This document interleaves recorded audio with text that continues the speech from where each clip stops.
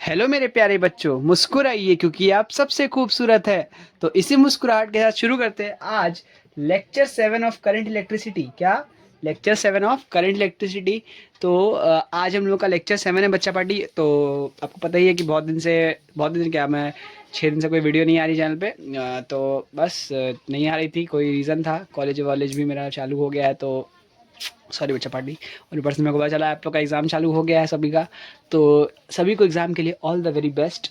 Videos तो regular आते रहेंगी। अगर देखो, मैं इस टाइम अगर आप किसी तरह से खींच खाच के निकाल लो भाई, लेकिन आपके लिए मैं बोर्ड से पहले तक मैं किसी तरह से पूरा कंटेंट रेडी कर दूंगा कि आप एक बार रिवीजन कर पाओ सारे के सारे वीडियोस से। और मैं चाहूँगा कि मैं सारे के सारे वीडियोस का एक रिवीजन लेक्चर भी दे दूँ, ठीक है।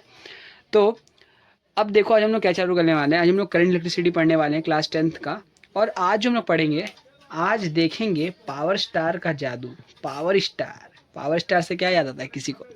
अगर आप लोग जो मेरे मैक्सिमम व्यूअर्स तो सब क्या बोल सकते हैं, नॉन बंगालीज ही होंगे। मतलब क्या बोल सकते हैं, जो हिंदी बोलने वाले होंगे। और हिंदी बोलने वाले होंगे तो मतलब ज़्यादातर बच्चे बिहार से होंगे जो मेरा लेक्चर देखते होंगे। तो अगर बिहार से होगे तो पावर स्टार का मतलब समझ गए होगे कौन है। पावर स्टार है हमारे प्यारे पवन भैया। तो उन्हीं के बारे में हम लोग आज पढ़ने वाले नहीं है, उनके बारे में नहीं पढ़ेंगे। हम लोग एक्चुअल में पढ़ने वाले हैं आपका पावर, एक इस पर टॉपिक है, ठीक है। तो हम लोग वो पढ़ने वाले हैं, ठीक है। लेट्स गो विद दिस, और बहुत ही मज़ा आएगा। तो चलिए शुरू करते हैं, ठीक है। पवन भैया को याद करके अब गाने मत सुनना, ठीक है। ठीक है, ठीक है, हाँ। तो लेट्स गो। तो बच्चा पार्टी, फिजिक्स में पावर का मतलब क्या होता है? पावर, फिजिक्स में पावर का मतलब होता है किसी भी चीज को करने का जो रेट होता है, कोई भी वर्क को करने का रेट को हम लोग क्या बोलते हैं? वर्क को करने का रेट को हम लोग क्या बोलते हैं? मतलब जैसे किस रेट से वो वर्क को काम हो रहा है, उसको हम लोग पावर बोलते हैं। क्या बोलते हैं? फिजिक्स के लैंग्वेज में पावर बोलते हैं। तो इसको हम लोग डिनोट करते हैं डब्ल्यू से वर्क डन डिनोट होता है, और टी से क्या होता है? टाइम डिनोट होता है, क्योंकि रेट है तो रेट के लिए टाइम होगा ही, सीधी बात है। और पावर को हम लोग पी से डिनोट करते हैं। किसे डिनोट करते हैं? पी से। तो P equals to W by T, एक हम लोग को फॉर्मूला सिंपल मिल गया, ठीक है। बहुत अच्छे। किसी को इसमें कुछ प्रॉब्लम नहीं? बहुत अच्छे, ठीक है। तो अब अपने को एज आप कह सकते हो कि हमें बहुत सारे ये फॉर्मूलेस पता है क्या, कि वर्क डन इक्वल्स टू, मैंने आपको पढ़ाया था कुछ दिन पहले, वी आई टी होता है। पता है कि नहीं? V I T, I T क्या होता है? वी आई टी, ये फॉर्मूला मैंने निकाल के दिखाया था, ये वाला। ये मान लो आप पहला एक्सप्रेशन, ठीक है। नहीं, इसको दूसरा एक्सप्रेशन मान लो, ये है आपका पहला एक्सप्रेशन, ठीक है। तो अगर मैं ये पहला है, सॉरी दूसरा लिख दिया यार, क्या लिख रहा हूँ मैं, एक मिनट। ये पहला एक्सप्रेशन है बच्चा पार्टी, ठीक है। तो अब हम लोग ये जो दूसरा एक्सप्रेशन है, इसमें वैल्यू इसका पुट करेंगे, ठीक है। क्या करेंगे? जो दूसरा वाला जो एक्सप्रेशन है उसमें, मतलब पहले वाले में दूसरा वाला का वैल्यू पुट करेंगे, ठीक है। पुटिंग द वैल्यू ऑफ 2 इन 1 तो क्या मिलेगा? देखो, P इक्वल्स टू अपने को क्या मिल जाएगा? W के जगह क्या बैठा देंगे? V I T. अगर आपने ठीक से सारे लेक्चर्स देखे हैं तो मैं तो बोलता हूँ बिना पुराने लेक्चर्स देखे आगे ये वाला लेक्चर अचानक से मत देख लेना, कुछ समझ में नहीं आएगा। पुराने लेक्चर्स देख के आओ, तब समझ में अच्छा ठीक है, रुको मैं तो फिर बता देता हूँ कैसे आया वो, ठीक है। देखो, टी से टी कट गया, टाइम से टाइम उड़ गया, तो क्या मिला? V I. तो ये भी एक फॉर्मूला है, P equals to V I. क्या मिला? P equals to I V या फिर वी आई, ये एक फॉर्मूला मिला। अब इससे भी बहुत सारे फॉर्मूला निकाल सकते हैं। आई का उसके टर्म्स में बोलो, ओहम्स लॉ के टर्म्स में आपको फॉर्मूला याद होगा, V equals to I R. V equals to I R, तो अगर मैं V की जगह आई आर बैठा दूँ, मान लो V equals to I R from Ohm's law मिलता है अपने को, ओहम्स लॉ से मिलता है। मान लो इसको तीसरा एक्सप्रेशन लेते हैं और इसको इस चौथे एक्सप्रेशन में हम लोग पुट करेंगे, तो V के जगह क्या बैठा देंगे? आई, तो इंटू आई आर हो जाएगा। होगा कि नहीं? आई था ये वाला और आई आर यहाँ पे बैठा है, तो क्या हो गया? आई स्क्वायर आर। होगा कि नहीं? सीधी बात। तो P का एक और फॉर्मूला मिल गया ये, ठीक है। और ये फॉर्मूला मिला, और एक फॉर्मूला हम लोग को मिल जाएगा जब हम लोग आई का वैल्यू बैठाएंगे। आई को हम लोग क्या लिख सकते हैं बताओ? क्या हम लोग आई को ऐसे लिख सकते हैं? आई को हम लोग लिख सकते हैं V बाई आर। आई को ये मान लो आप पाँचवा एक्सप्रेशन है, पाँचवा एक्सप्रेशन भी अगर हम लोग चौथा एक्सप्रेशन में पुट करेंगे तो क्या मिलेगा, P equals to V into V by R मिलेगा कि नहीं। तो अपने को एक और फॉर्मूला क्या मिल जाएगा, वी स्क्वायर बाई आर। तो अपने को कुछ फॉर्मूलाज जो मिल गए वो फॉर्मूलाज हमने को अच्छे से लिखना है। जैसे ये कुछ फॉर्मूलाज, जैसे P यहाँ पे मैं लिख दूँ फिर से, P equals to V square by R, ये एक फॉर्मूला मिला, ठीक है। P equals to V I, तो एक फॉर्मूला मिला ही था, ठीक है, ये तो एक फॉर्मूला है ही। और एक फॉर्मूला क्या मिला, आई स्क्वायर आर, ये वाला फॉर्मूला मिला। रुक जाओ, मैं यहाँ पे एक स्टार बना देता हूँ, स्टार, ये स्टार, एक ये स्टार, ये 1 2 3 फॉर्मूला यहाँ मिला। और P equals to W by T, तो फॉर्मूला सबको पता ही है, P equals to W by T, ये भी एक फॉर्मूला है, ठीक है। तो ये 4 फॉर्मूला आपको रिमेंबर कर लेना है। बहुत ही गंदा तरह से मैंने लिखा है, मेरे को पता है, लेकिन आप अच्छे से लिखना, ठीक है। स्टार्टिंग से देखो, फिर से बताता हूँ क्या है। पावर इज़ नथिंग बट, किसी भी काम को करने का क्या रेट है, मतलब किस रेट से वो काम हो रहा है, किस समय अंतराल से वो काम हो रहा है, उसको हम लोग पावर बोलते हैं, ठीक है। तो power equals to work done upon time होता है फॉर्मूला, ठीक है। जैसा कि हम लोग इसमें पढ़े वर्क रेट, तो हम लोग को उसी से फॉर्मूला समझ में आ गया कि पावर इज़ नथिंग बट किसी भी काम को करने का समय, किस समय से वो काम हो रहा है, ठीक है। Power equals W by T मिला, ये एक एक्सप्रेशन मैंने लिया। उसमें मैंने क्या किया कि हम लोग को W equals to V I T, ये फॉर्मूला हम लोग को कहाँ से मिला, ये आपको बताता हूँ कि ये जो फॉर्मूला है ना, ये वाला फॉर्मूला अगर आपने ठीक से वो वाला पढ़ा, ईएमएफ वाला पढ़ा होगा, तो ईएमएफ वाला पार्ट अगर आपने ठीक से देखा होगा तो उसमें हमने एक्सप्रेशन निकाला था, वहीं से ये फॉर्मूला आया है, ठीक है, ठीक है। था कि I equals to Q by T, मैंने फॉर्मूला पढ़ाया था स्टार्टिंग में एकदम चैप्टर के। ये फॉर्मूला तो आपको सबको पता होना चाहिए कि current is the rate of flow of charges, ठीक है, ये होता है I equals to Q by T, ठीक है। अब इसमें मैं क्या करूँगा कि जो क्यू है ना, क्यू को कैसे लिख सकते हैं, आई टी लिख सकते हैं कि नहीं, तो बस यही मैंने यहाँ पे आई टी लिखा है, ठीक है, आई टी लिखा है।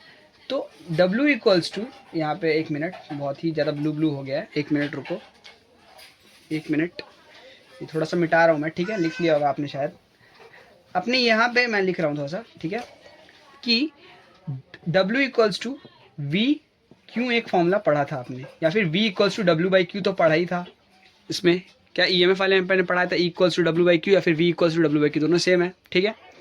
तो वहीं पे बस मैंने पुट कर दिया। अब इसके जगह मैंने Q के जगह क्या पुट कर दिया, I, ये Q मैंने थोड़ा छोटा लिख देता हूँ कि आपको समझ में आए, ठीक है, समझ में नहीं आ रहा होगा, हाँ। तो Q के जगह हम लोग बैठा देंगे W equals to V I T, ठीक है। तो ये बस यहाँ से मिल गया था। उसके बाद तो जैसे मैंने प्रोसेस बताया वो अगर आप कर लिए होंगे तो आपको समझ में आ ही गया होगा, ठीक है, कि हमने कैसे ये फॉर्मूला निकाला है, ठीक है, बहुत अच्छे।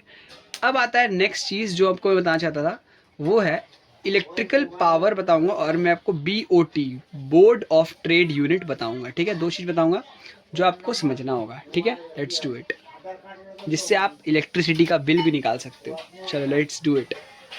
बच्चा पार्टी, मैं आपको एक चीज़ बताना भूल गया था कि SI यूनिट जो होता है ना, एक चीज़ याद रखो, SI यूनिट किसका, पावर का, वो क्या होता है, वॉट।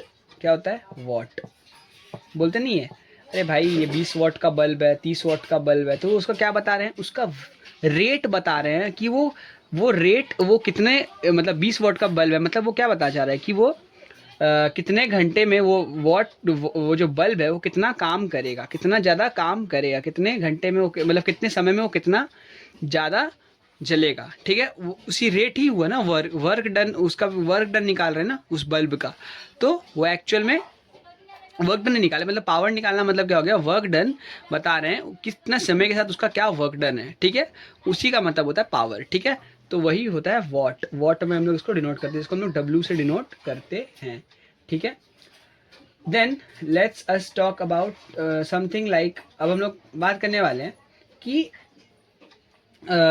यूनिट्स ऑफ, अब हम लोग पढ़ेंगे इलेक्ट्रिकल एनर्जी। हाँ, इलेक्ट्रिकल एनर्जी मेरे को पढ़ाना है, तो इलेक्ट्रिकल एनर्जी मतलब क्या होता है, इलेक्ट्रिकल एनर्जी ये क्या होता है, देखो इलेक्ट्रिकल एनर्जी मतलब कि आपने कितना इलेक्ट्रिकल, आप बिल देखे होगे कभी, बिल सबके घर में आता होगा, बिजली का बिल, बोलते नहीं बिजली का बिल तेरा बाप भरेगा, उस टाइप का। तो बिजली का बिल आज हम लोग पता चलेगा कैसे निकाला जाता है, इलेक्ट्रिसिटी का बिल, तो मैं वो सिखाऊंगा, ठीक है। और आपको मैं 2-3 उसका यूनिट बताऊंगा, तो आपको वो समझना पड़ेगा, ठीक है। तो आपको पहला चीज़ समझना है, इलेक्ट्रिकल जो यूनिट है ना, इलेक्ट्रिकल एनर्जी, उसको हम लोग ई से डिनोट करते हैं। किससे डिनोट करते हैं? आप बोलोगे इतने सारे ई हैं भैया, कंफ्यूज तो नहीं हो जाएंगे? नहीं, क्वेश्चन में वो ई आपको स्पेसिफाई कर दिया जाएगा कौन सा ई है वो, ठीक है। इलेक्ट्रिकल एनर्जी का ई कैपिटल ई से हम लोग डिनोट करते हैं। ईएमएफ को हम लोग ज़्यादातर छोटा ई से या फिर ऐसे डिनोट करते हैं, ठीक है। अगर आपको पता चल जाए, ईएमएफ को ऐसे डिनोट कर सकते हैं, ठीक है। इस ई से भी डिनोट कर सकते हैं। ये इलेक्ट्रिकल एनर्जी को नॉर्मल ई से डिनोट करते हैं। E equals to P cross T होता है। पी क्रॉस टी मतलब पावर इनटू टाइम, ठीक है। कितना कितना समय, मतलब पावर को जब हम लोग मल्टीप्लाई कर देंगे समय के साथ, ठीक है, तो हम लोग को क्या मिल जाएगा? ये आपको मिल जाएगा क्या? इलेक्ट्रिकल एनर्जी, ठीक है। तो इसको हम लोग ऐसे भी लिखते हैं, वॉट आर, ठीक है, इसे नोट करते हैं, मतलब WH, ठीक है। और हम लोग के घर में जो होता है वो होता है किलोवाट आर, मतलब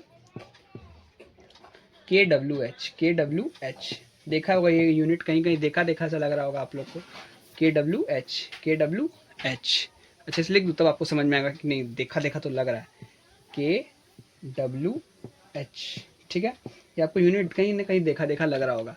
हाँ, आपके बिल वगैरह में कभी देखना ध्यान से तो आपको ये देखने को मिल जाएगा ये यूनिट, ठीक है। तो अब मैं आपको बताता हूँ क्या इसको हम लोग कैसे कैसे निकालेंगे, इलेक्ट्रिकल एनर्जी कैसे निकालेंगे। एनर्जी किसका यूनिट होगा? एनर्जी आपको सिंपल सा इलेक्ट्रिकल एनर्जी लिखा हुआ है, तो ये एक्चुअल में किसका वो होगा? जूल। एनर्जी किससे नोट करते हैं? जूल से, पता है आपको, मैंने बताया था। तो एनर्जी, वर्क डन सब तो सेम ही होता है कि नहीं। 1 वॉट आर इक्वल्स टू क्या होता है? देखो 1, ठीक है, वॉट को वॉट ही रहने देंगे 1 मिनट के लिए, इनटू ये क्या होगा? एक घंटे में कितने सेकंड होता है? 3600 सेकंड होता है कि नहीं, ठीक है।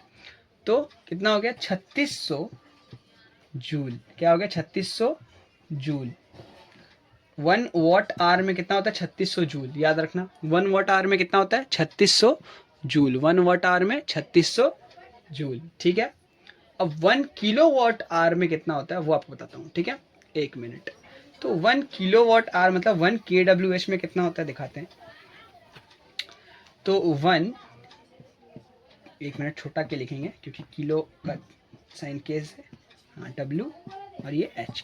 तो 1 किलोवाट आवर में कितना होता है ये बताता हूँ आपको। तो जब इसको लिखेंगे तो कैसे लिखेंगे? ये भी 1 किलोवाट तो है ही, और ये क्या है एक्चुअल में? 1 आवर से इंटू कर रहे हैं, 1 आवर है कि नहीं। तो इक्वल्स टू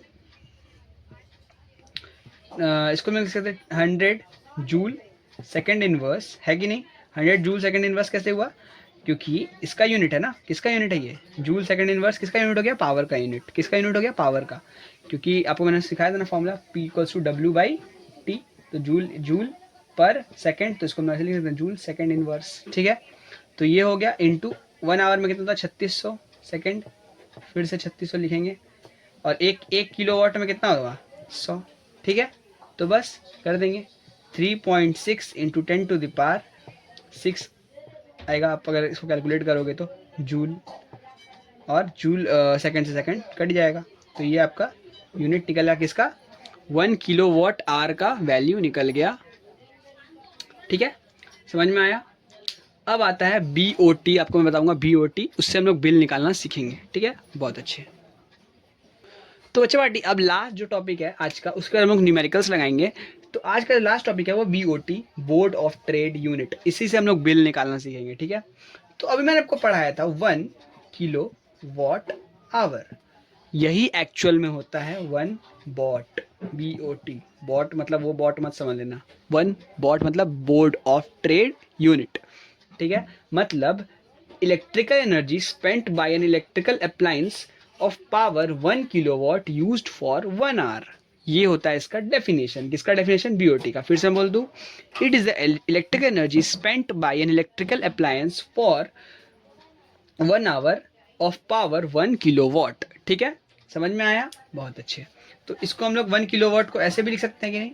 देखो 1 किलोवाट को हम लोग ऐसे लिख सकते हैं, मैं थोड़ा सा जगह कम है तो मैं ऐसे से लिख रहा हूँ, आप सही से लिखना, ठीक है। वॉट गुणे H आवर अपॉन 1000, मतलब 10 का पावर क्या? 10 का पावर क्यूब, मतलब 10 का क्यूब मतलब 1000, ठीक है, ऐसे लिख सकते हैं। और वॉट को हम लोग कैसे लिख सकते हैं बताओ, वॉट को हम लोग कैसे लिख सकते हैं, volt into ampere into time upon 1000, ठीक है। आपको जिस यूनिट में दिया रहेगा आप उस यूनिट में निकाल सकते हो। तो बच्चों बेटी होप करता हूँ आपको यहाँ तक समझ में आया होगा। अब हम लोग करेंगे न्यूमेरिकल्स। क्या करेंगे, न्यूमेरिकल्स। तो पहले मैं एकदम इजी न्यूमेरिकल, पावर का न्यूमेरिकल कराऊंगा, उसके बाद मैं आपको बिल निकालना सिखाऊंगा। कुछ बिल का न्यूमेरिकल्स भी हम लोग लेके आए हैं, वो भी करेंगे, ठीक है। तो लेट्स डू दैट और हम लोग सीखेंगे, ठीक है, बहुत बढ़िया। तो बच्चों बेटी पहला मैं न्यूमेरिकल एकदम ईजी दे रहा हूँ कि मान लो मेरे पास एक 12 वोल्ट का सोर्स है, 12 वोल्ट का सोर्स है, और उसमें से 12 वोल्ट की मतलब 12 लो बैटरी है, और उसमें से जो करंट निकल रहा है मतलब आई वो है 2 एम्पियर। तो आप मुझे पावर बताओ, पावर बताइए, बताइए पावर कितना होगा। तो पावर निकालने का सिंपल सा फॉर्मूला है, पावर इक्वल्स टू वी आई, सीधा फॉर्मूला है। तो 12 गुणे 2 कर लेंगे, है कि नहीं, 24 क्या होगा, वॉट। तो ये हो गया 24 वॉट का पावर होगा, ठीक है, समझ में आया। अब आता है नेक्स्ट क्वेश्चन। नेक्स्ट क्वेश्चन भी बहुत इजी मैं दे रहा हूँ, ठीक है। नेक्स्ट क्वेश्चन भी मैं आपको इजी ही रख रहा हूँ कि आपको समझ में आ जाए, ठीक है। देखो एक टॉर्च है जो, जिसमें से जो वोल्टेज है ना, मतलब उस टॉर्च का जो वोल्ट है, मतलब उसमें जो टॉर्च का इतना वोल्ट का टॉर्च है, और वो अपने अंदर से करंट जो फ्लो करवा रहा है वो है 0.3 ampere. If the bulb is switched on for 10 minutes find out the energy released by the bulb. हमें एनर्जी निकालनी है, इलेक्ट्रिकल एनर्जी निकालनी है कि उस बल्ब से कितनी इलेक्ट्रिकल एनर्जी खर्च हुई, ठीक है। तो सीधी बात है, और उसको 10 मिनट तक चलाया है, ये भी बताया है 10 मिनट तक चलाया है, मतलब देखो टी भी दिया हुआ है, 10 मिनट तक चलाया है। फिर से क्वेश्चन बता दूं कि एक बल्ब है जो 4.5 वोल्ट का है, 4.5 वोल्ट का है, और उसमें से 0.3 एम्पियर करंट फ्लो कर रहा है। कितने समय के लिए, 10 मिनट के लिए। अगर 10 स्विच ऑन फॉर 10 मिनट के लिए, मतलब 10 मिनट तक मान लो वो जला, तो उसमें से कितना इलेक्ट्रिकल एनर्जी रिलीज हुआ। तो अपने को फॉर्मूला सीधा पता है, E इक्वल्स टू क्या है, VIT, ठीक है, VIT फॉर्मूला मैंने लिखाया था।